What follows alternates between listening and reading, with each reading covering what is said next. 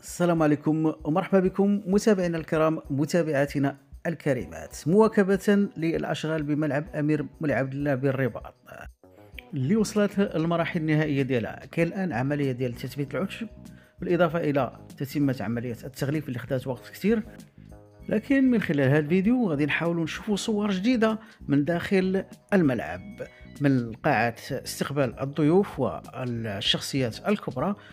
كما كنشاهدوا فخامة هذه الصالونات والأفرشة الفخمة في هذه الصالونات، بحيث أن الأشغال بالمرافق الداخلية للملعب تم إنهاء الأشغال تقريبا كما نشاهد من خلال هذه الصور اللي نخليكم معها.